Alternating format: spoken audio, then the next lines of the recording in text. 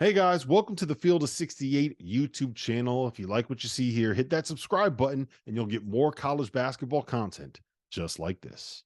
Ladies and gentlemen. It was quite the weekend. Coaches everywhere, it felt like, were going crazy, getting after their players, lighting in. I mean, we are at that time of the year where, it's nut cutting time and, the rubber's meeting the road. So let's get it going here, boys. Penny Hardway and Rick Pitino both took aim at their players. Rick Pitino of St. John's certainly more directly than Penny. Rick Pitino called out by name. And this is what he said. We kind of lost this season with the way we recruited. We recruited the antithesis of the way I coach. It's a good group. They try hard, but they're just not very tough. Joel's slow laterally. Chris Ledlam is slow laterally. Sean Conway slow laterally. Drissa is slow laterally. So everybody on the team is slow laterally, which is why I just went ahead and joined in, right? We might as well. So RC, I'm going to start with you on this issue. And again, Penny's was a little different. Penny's was more, general, talking about how it's difficult to keep everybody happy. And when they're not happy, they shut down. A lot of these kids haven't won. They said they wanted to come here and get to the NCAA tournament, but because they haven't won, maybe they're resorting back. This team is now tired of guys just quitting and shutting down. Everyone's caught up in the names. So two different approaches, two sort of, pointed press conferences here, RC. As somebody that's done it at that level, played and coached, what do you make of these decisions to go so public? I would imagine Penny is frustrated.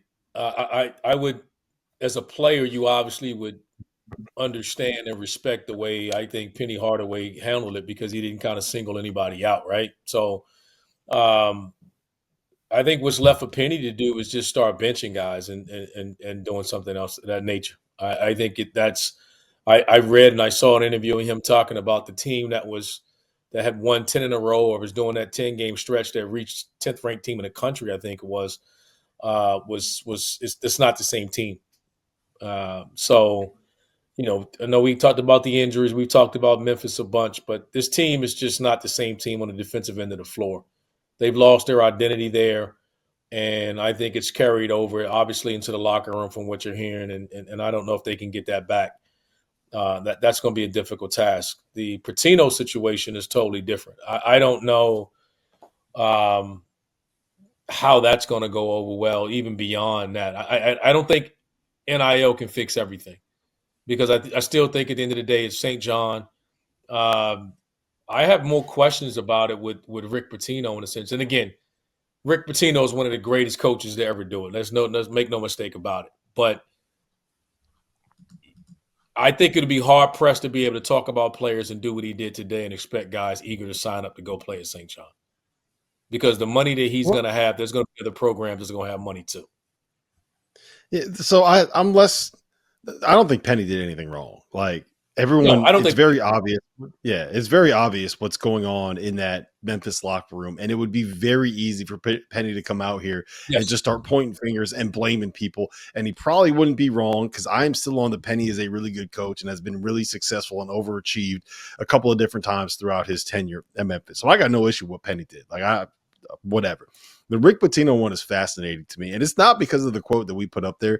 It is because what he said, this is the most unenjoyable experience of my life. And if you know anything about Rick Pitino and what has happened to him throughout his coaching career, like if this is the thing that is the most unenjoyable experience of his life, like it's got to be bad right now.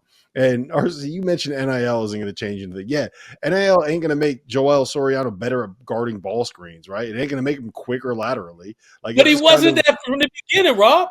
Before you paid him all this money. But here's what happened was we all kind of assumed that because it's Rick Pitino, he's going to be able to take whatever he has on his roster and be able to put it together while ignoring the fact that he basically had 2 weeks to go out and get whatever he could in the transfer portal, throw it all together and hope that it actually works. I think that the problem that we have right now is when it comes to the expectation that no matter who the coach is, no matter how great they are, that they'll be able to get things fixed with one transfer portal session, right? With one transfer, with one spring in the transfer portal, where you don't get the chance to be able to spend a lot of time evaluating these guys. RC, you've been through it, right, man? Like a lot of times, like these recruitments happen in like 6 days. So I'll just hold on. Let me finish the thought before shit. I think a lot of these we kind of expect a little too much out of one transfer window. Sometimes you're going to hit it. Sometimes it's not going to work because you're going to get the perfect pieces. Especially when you got to get 12 new guys coming in. So like, I get it. He's Rick Pitino. He's the GOAT. But maybe we shouldn't have just kind of blindly said this team's going to be a top 25 team because they got Rick Pitino there. Maybe that was dumb, Jeff Goodman. But I think the first thing or the last thing is stupid that Jeff Goodman said. So why would we don't even mention that? But Rob, my question would be, are we overestimating? Let's say we consider St. John, being in the Big East, one of a high major gig, or are we not? Yeah. Or no? Right? Yeah, no, it's a great job. The last time Rick Pitino was at a high major school was 2017 at Louisville. Mm-hmm. A lot has changed since 2017 to now. And my question to you is, can the way Rick Pitino has built this Hall of Fame career, will that translate at this high major? Because we just automatically make the assumption that it will. And as we've seen in the last 7 years, we've lost a lot of Hall of Famers that could not make this transition the way they wanted. I think it will, because I think Rick Pitino is wired differently than a lot of those other coaches. Like, does he golf? Does he do anything? Like, I think all he wants to do is go coach basketball and then go to like his fancy dinners. You know what I mean? Like, but that's my point. I don't know if you can do that anymore, Rob, because Rick Pitino is one of those, like, he even threw his staff underneath the bus on this one. It's like, hey, we didn't get the players that I want, that I like, that I want you guys to get that fit me. And these kids nowadays don't really give a damn. They don't know who Rick Pitino is. They don't give a damn about Rick Pitino. And if you got money to offer him, the money that he's gonna need to win in the Big East to compete, they got other options, is all I'm saying. I'm not saying they won't. But when you do stuff like this and you say stuff like this, it just makes it harder for somebody to say, all right, I'm gonna go sign up for that.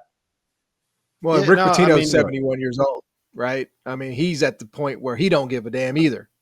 So you've got, you've got sort of, the immovable object and the unstoppable force kind of meeting here. Who ain't changing? He ain't changing. So that's why it's like. Here's the last thing I'll say, and then we can move on because we got more overreactions we got to get to.